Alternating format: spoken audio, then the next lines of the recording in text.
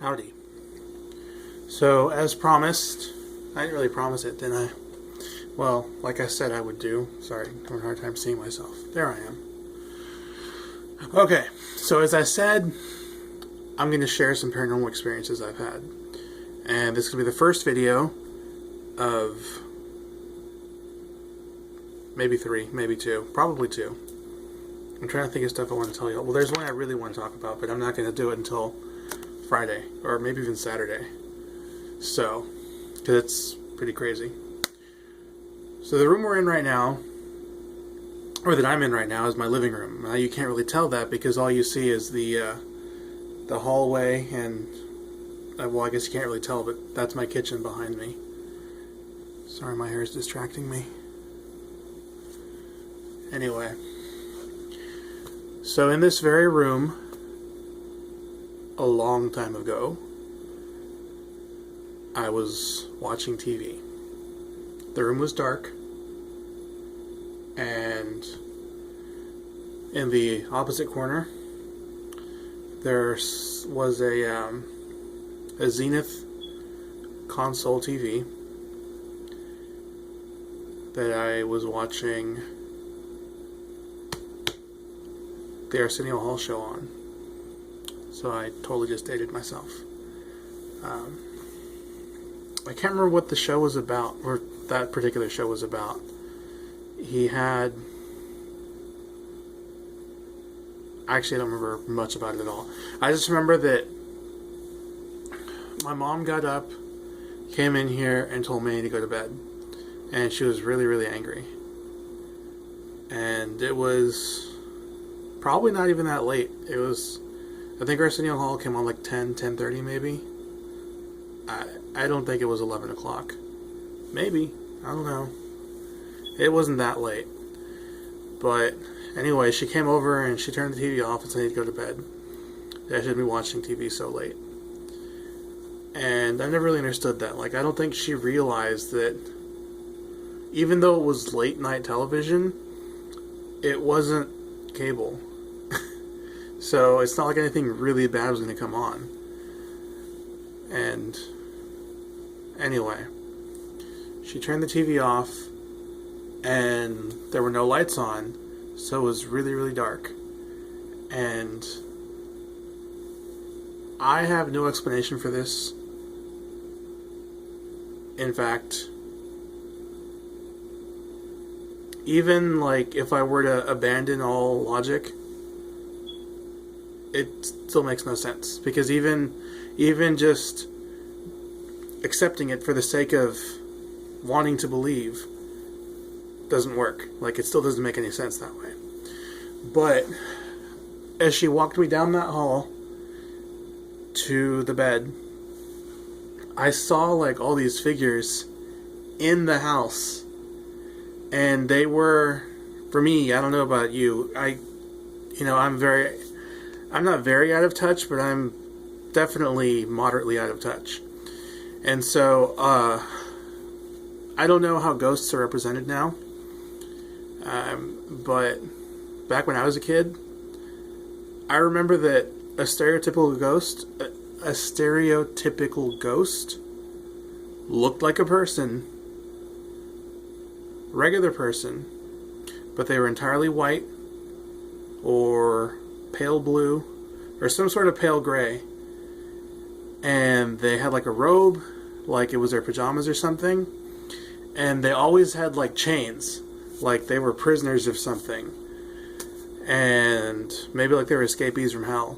I don't know, but that was the stereotypical ghost that I always encountered, on cartoons or TV or whatever.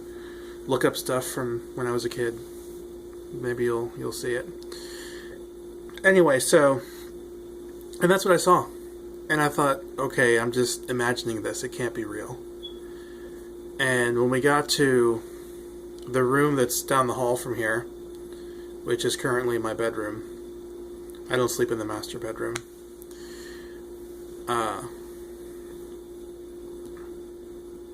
They like interacted with me.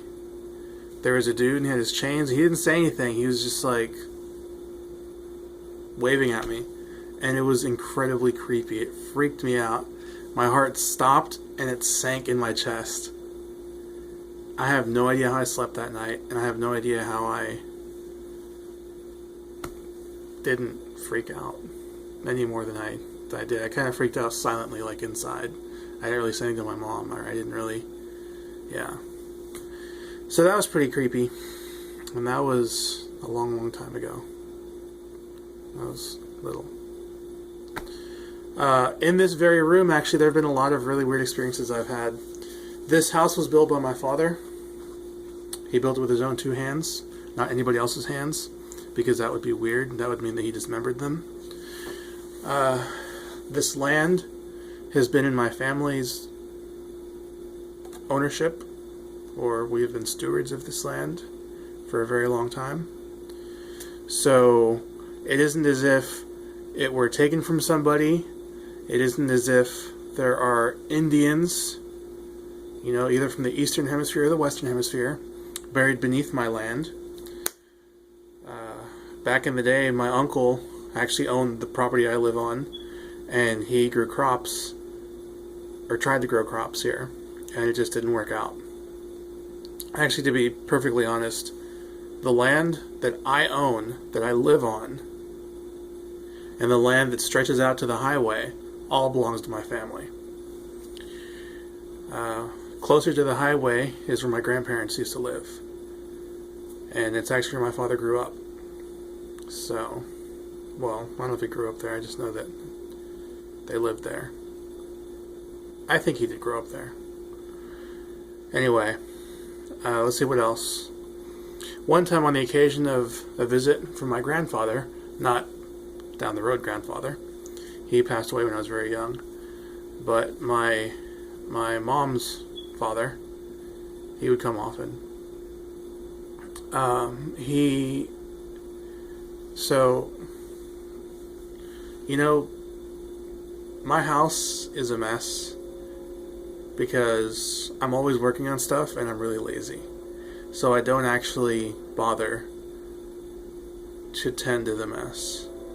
But I'm going to go ahead and show you something. Let me just pause the video. Sorry, I'm out of frame. You see that? You see where that painting is? And where those windows are behind that table? That used to be a porch. My house used to actually stop where this pillar is with these light switches. And I remember one night there was a storm. Or at least I thought there was a storm. It was really dark, and the sky just randomly would light up. Well, the whole yard would light up because lightning. And I remember it was really late. My grandfather was sitting maybe right there where the keyboard is, and my father was maybe right here where this pillar is, where this monitor is. And there's a screen door somewhere here. You can't even see where I'm pointing, can you? There's a screen door here somewhere. And there's another screen door off out of the angle. Out of the frame, rather. Not the angle. I guess if there were an angle, it could be out of it. Anyway, this was outdoors. And I came outside to talk to them, and they were like, no, go back inside right now. And I was like, no, like, why? And I don't know if you've ever played Diablo, like the original Diablo. I think it was in the original Diablo, I'm pretty sure it was. There were these things when you got like closer to the end of the game, and they were ghosts, but they were called wraiths. And I'm trying to remember if they had regular ghosts too. Maybe. But specifically these were called wraiths. I think they're the first ones you encounter. I saw something that looked just like one of those. And it was just hovering right here in front of my porch. And it was terrifying. It was way scarier than the thing that I saw in my room. And I remember my grandfather and my father freaking out and saying, go back inside the house. And that's about all I remember about it. And I had asked about it after that, and they denied it ever happened. but I remember it pretty well. So now we can hit pause. Let's see, what else? What else has happened in this house? Over there, I don't know if you can kind of see where there's like a wall here. You see that door that's open? Next to it, there's like kind of a wall. So that's where the other screen door used to be, the one that would take you out. That doesn't really matter. But if you can see where my trash can is, which you can barely see, there's like a bag of trash, right? You see that right here where I'm pointing? So there's a motion activated thing there. It's like a flower pot, and when you walk by it, the flowers start to dance and it plays music. 2 years ago, it would randomly go off. It would just start playing, and I have no idea why. And I didn't really talk about it because I thought nobody would believe me, and I thought it was stupid. Doesn't make sense for this to be happening. But then I had a girl over one night, and she was here. We were watching a movie, and it went off. And she ended up staying here till about 2 or 3 in the morning, and it kept going off, and it just freaked both of us out. There's a window over here that I closed in case the wind was doing it, and there's a door over there on the other side, and it's also closed. So it's not like there's a gust of wind that would have activated it. There is a vent up there, if you can see where I'm pointing. Well, you probably can't see the vent, but I wasn't running the AC. So right now there's a trash can in front of it, so it doesn't really go off anymore. The batteries may be dead also, but I guess it doesn't matter if it's like a haunted item or whatever. That's all I can think of right now. But I will definitely give you quite the story on, I guess, Friday. It's only fair to do it Friday instead of Saturday, because Saturday I'm going to do some other stuff. Maybe an unboxing. Friday's story is definitely one that impacted me and made me reflect a lot. And it's one of those things where you think you would say, oh, it changed my life, but it didn't. It made me think a lot, and it impacted my faith, but it didn't change my life. It didn't make me go out and do anything drastic. Oh, there's one more thing. It's not really a haunting type thing, but it was really crazy. When I was little one time, there was a couch here where the pillar was. And I remember there's a storm, and this happened, all right? Trust me. This is the syrup of truth. There was a window here, and there's a window over there, which maybe you've seen in other videos where I'm sitting in front of the couch. I hate that couch, by the way. I didn't buy it. It was given to me, and honestly, I can't wait to replace it. But I was watching Mama's Family, and there's a storm. I don't know how this happened. I have no explanation for it. But it was like a bolt of lightning shot in from this window and another one from that window, and they touched, and then they were gone. Crazy stuff. So that's it. I hope you come back Friday to see me and hear my really super crazy story that changed my life without changing my life. Alright, later.